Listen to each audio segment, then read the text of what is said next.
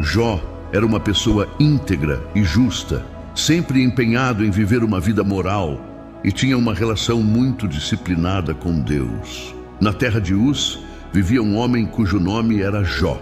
Este homem era irrepreensível e honesto, temia a Deus e evitava o mal. Ele tinha 7 filhos e 3 filhas, possuía 7.000 ovelhas, 3.000 camelos, 500 jugos de bois, 500 jumentos e uma grande quantidade de servos. Era considerado o maior entre todos os povos do Oriente.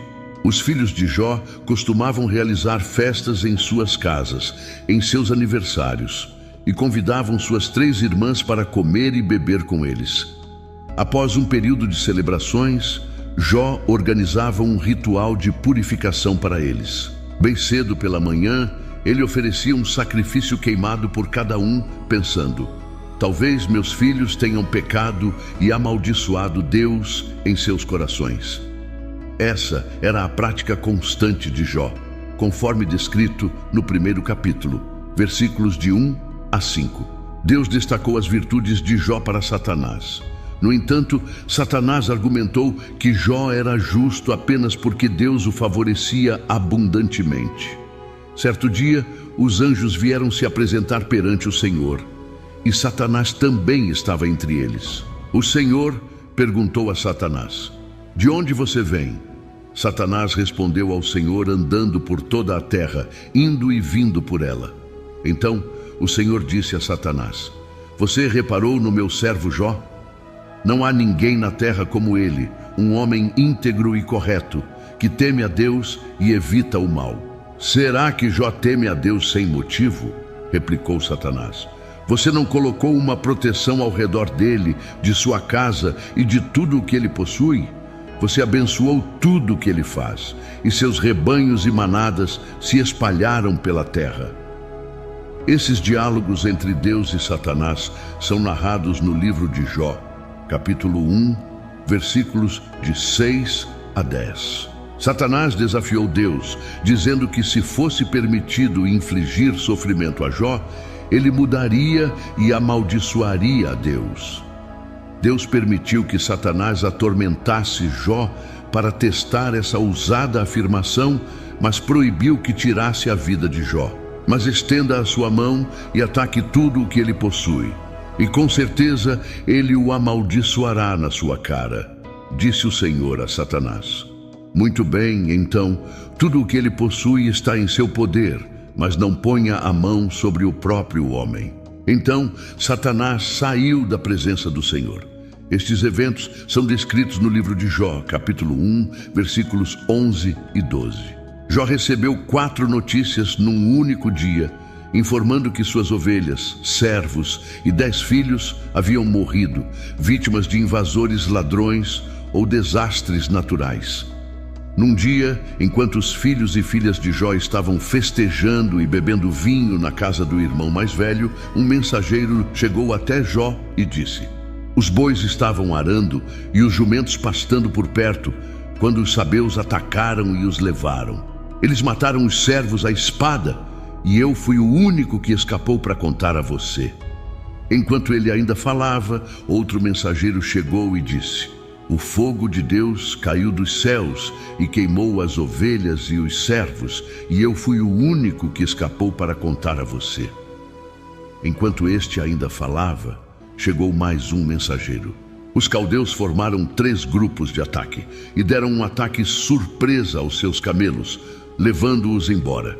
Eles mataram os servos à espada, e eu fui o único que conseguiu escapar para lhe informar. Ainda falando, outro mensageiro chegou dizendo: seus filhos e filhas estavam festejando e bebendo vinho na casa do irmão mais velho, quando de repente um vento forte veio do deserto e atingiu os 4 cantos da casa.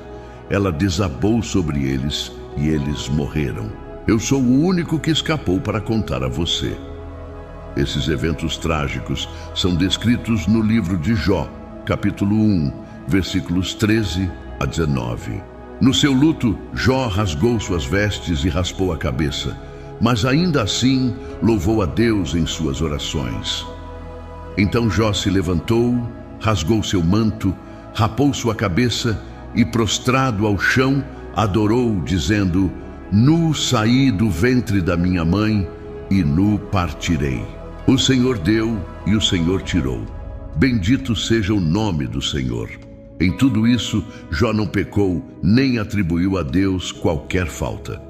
Essa resposta de Jó está no livro de Jó, capítulo 1, versículos 20 a 22. Satanás aparece no céu novamente, e Deus lhe dá outra oportunidade para testar Jó. Desta vez, Jó sofre de terríveis feridas na pele. A esposa de Jó tenta persuadi-lo a amaldiçoar Deus e desistir da vida, mas ele resiste e tenta suportar seus sofrimentos. Duas tramas são habilmente entrelaçadas, uma celestial e outra terrena. Os acontecimentos na terra são o resultado de algo que já ocorreu no céu, assim como a guerra na terra imediatamente após um conflito no céu, como no livro do Apocalipse. Elifaz, Bildade e Zofar, 3 amigos de Jó, chegam para consolá-lo, sentando-se com ele em silêncio por 7 dias em respeito ao seu luto. Jó fala no 7º dia, iniciando um diálogo no qual cada um dos 4 homens oferece descrições poéticas de seus problemas. Jó amaldiçoa o dia do seu nascimento, comparando a vida e a morte com a luz e a escuridão. Ele deseja nunca ter nascido e que seu nascimento tivesse sido encoberto pelas trevas, sentindo que a vida apenas aumenta sua agonia. Elifaz responde que Jó, que anteriormente consolava outros, agora admite que nunca foi realmente consciente do sofrimento deles. Elifaz conclui que a dor de Jó deve ser devido a algum pecado que ele cometeu e recomenda que Jó busque o favor de Deus. Bildade e Zofar concordam que Jó deve ter cometido algum mal para provocar a justiça de Deus e argumentam que ele deveria tentar demonstrar um comportamento mais inocente. Bildade supõe que os filhos de Jó trouxeram a morte sobre si mesmos. Pior ainda, Zofar insinua que qualquer erro que Jó tenha cometido mereceria muito mais dor do que a que ele recebeu. Jó reage a cada um desses comentários, ficando tão irritado que chama seus simpatizantes, Jó chama seus amigos, de médicos inúteis que mascaram sua ajuda com mentiras, como descrito no livro de Jó, capítulo 13, versículos de 1 a 4. Meus ouvidos ouviram e entenderam isso. O que vocês sabem, eu também sei. Não sou inferior a vocês. Mas eu desejo falar com o Todo-Poderoso e discutir o meu caso com Deus. No entanto, vocês me difamam com mentiras. São todos médicos inúteis. Jó questiona por que Deus julga as pessoas com base em suas ações, quando ele poderia facilmente corrigir ou perdoar esses atos. Jó fica perplexo sobre como um ser humano pode satisfazer completamente a justiça de Deus, dado que os caminhos de Deus são misteriosos e além da compreensão humana. Além disso, os humanos não podem convencer Deus com suas palavras. Deus não se deixa enganar e Jó admite que nem mesmo conhece a si mesmo o suficiente para defender seu caso perante Deus. Jó anseia por alguém que possa mediar entre ele e Deus, para que não seja condenado ao Sheol, o submundo.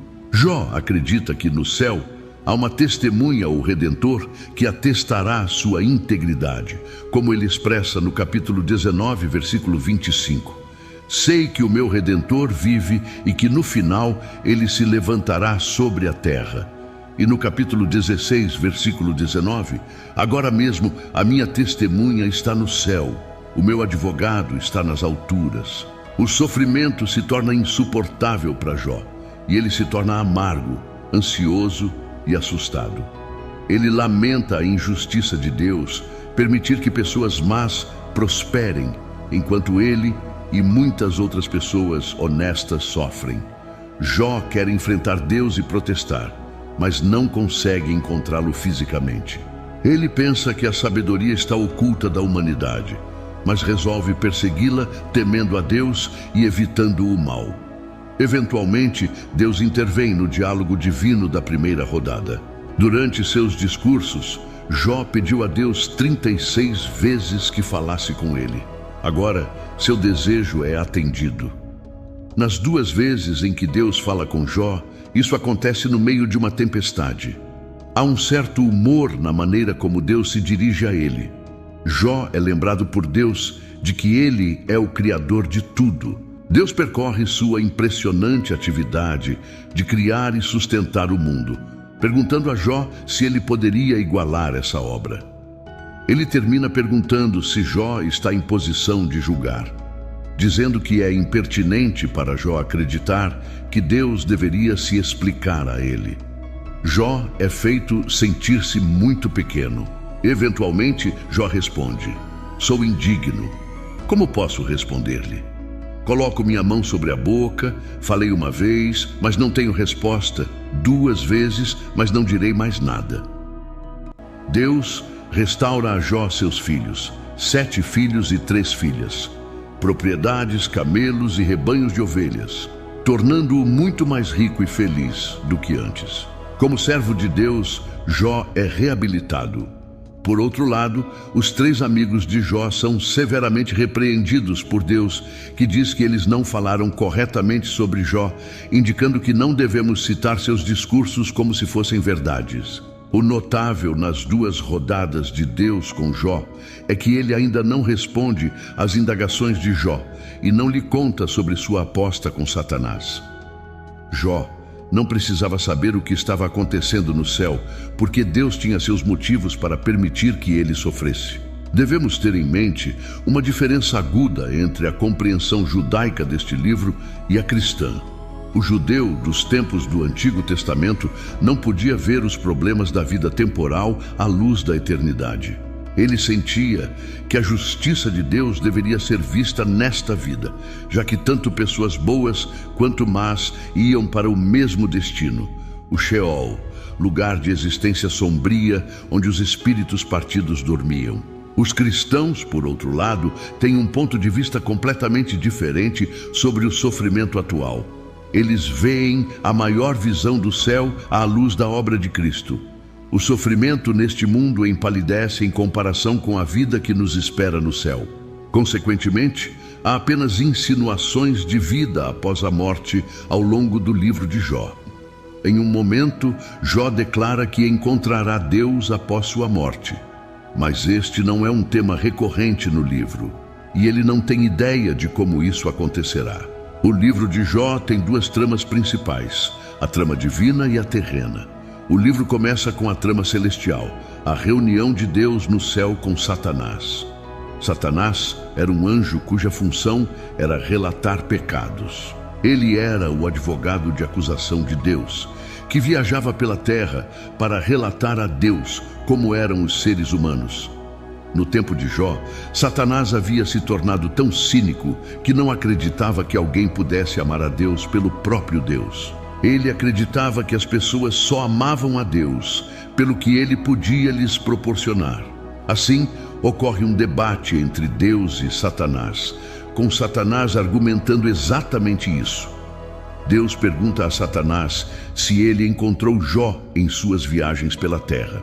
Jó me ama, porque ele me ama, não por qualquer bênção que recebeu, afirma Deus. Esse encontro nos ensina verdades valiosas sobre Satanás. Primeiramente, sugere que ele não pode estar em 2 lugares ao mesmo tempo, não sendo dotado da onipresença de Deus. A trama humana, o debate entre Jó e seus companheiros, ocupa a maior parte do livro. Por que Jó está sofrendo mais do que outras pessoas? É a questão central abordada. Existem 2 pontos de vista. A. Os amigos estão certos de que o sofrimento de Jó é devido ao seu pecado. B. Jó tem certeza de que não está pecando e protesta sua inocência. A troca é cheia de suspense, pois o leitor sabe que Jó está correto. A estrutura de 2 tramas do livro nos lembra que ninguém conhece o quadro completo quando se trata de entender por que as pessoas sofrem. Deve ser muito difícil se defender quando se está em tanta miséria. Além da busca por explicações, todos são confrontados com uma pergunta maior. posso continuar a acreditar em um Deus bom quando tudo parece estar dando errado? O livro de Jó oferece uma resposta a essa pergunta.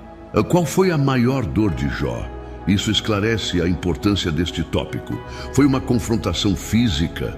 Ele estava coberto de feridas da cabeça aos pés, cansado, exausto e em dor excruciante. Socialmente, devido à sua aparência física e ao fato de que a comunidade local estava ciente de sua recente tragédia, ele se tornou um pária social.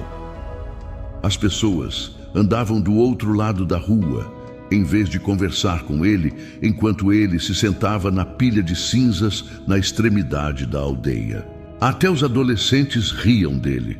Mentalmente, ele enfrentou a dor mental de não saber por que essas coisas angustiantes estavam acontecendo com ele, especialmente porque parecia não haver nada em seu passado que apontasse para isso. Espiritualmente, sua angústia espiritual era muito pior do que qualquer outra, pois ele se sentia afastado de Deus. Jó clamou, implorando a Deus para localizá-lo, falar com ele e até mesmo discutir com ele. Essa foi a verdadeira dor mais excruciante. O sofrimento é muito mais agonizante se acreditarmos que Deus está distante e desinteressado.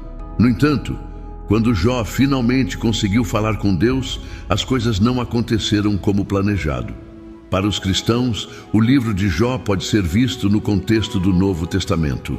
1. Deus permitiu que Satanás provocasse a morte de Jesus na cruz, com o próprio filho perguntando, "Meu Deus, por quê?" Assim como com Jó, Deus não explicou por quê. Isso sugere que até o Filho de Deus perdeu o contato com o propósito de seu sofrimento sob a intensidade do tormento da crucificação. 2. O cristão entende que a vida continua além da morte. Os problemas do sofrimento não precisam ser resolvidos nesta vida.